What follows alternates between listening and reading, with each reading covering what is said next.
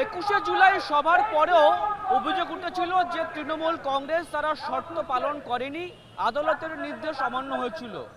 আজকে ছাত্রদের যে সমাবেশ সেখানেও কিন্তু এক প্রকার অভিযোগ উঠছে যে তারা আদালতের নির্দেশ অমান্য করেছে। কারণ কথা ছিল ক্যাথিড্রাল রোডের একটা লেন তারা ব্লক করে সভা করবেন, কিন্তু দেখা যাচ্ছে যে ডান দিকের যে লেনটা ফাঁকা রাখার নির্দেশ ছিল যান চলাচলের জন্য, সেইখানেও কিন্তু তৃণমূল ছাত্র পরিষদের যারা সমর্থক তারা রাস্তায় উঠে এসেছে।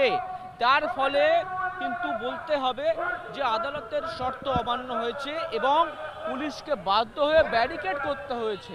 কারণ পুলিশের বক্তব্য এটা এখনো পর্যন্ত যে সমর্থকদের কারণে তারা যান চলাচল করতে পারছে না এবং তারা ডাইভারশন করাচ্ছে। পার্থপালকে বলবো দেখানোর জন্য যে ভিক্টোরিয়ার দিকে, অর্থাৎ যেটা হচ্ছে ভিক্টোরিয়ার দিকে রাস্তা যেটা গিয়ে মিশছে একদম রেড রোড কানেক্টরে, সেই রোডের দিকেই কিন্তু গাড়ির মুভমেন্ট করানো হয়েছে।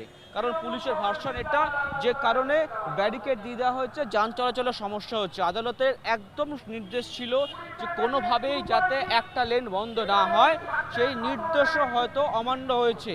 কারণ পুলিশ সেই রিপোর্ট তারা দেবে আদালতে, সেই সম্ভাবনাই আমরা এখনো অবধি পেয়েছি। আবারও দেখাতে বলবো ক্যামেরা সহকর্মীকে যে ব্যারিকেড সহ যে ছবিটা দেখা যে কী কারণে পুলিশ ব্যারিকেড দিয়েছে এবং ব্যারিকেডকে ছাপিয়ে যদি সামনের দিকে তাকাই তাহলে সমর্থকরা কিন্তু রাস্তায় ফ্ল্যাগ নাড়ছে এবং বাস গাড়ি চলাচলের ক্ষেত্রে কোনোভাবেই সম্ভব নয়। সেই কারণে কিন্তু এই রাস্তা ব্লক করা হয়েছে। পার্থবলের সঙ্গে অডবংশু, জি 24 ঘন্টা, কলকাতা। বাংলার আওয়াজ, বাঙালির আবেগ, জি 24 ঘন্টা।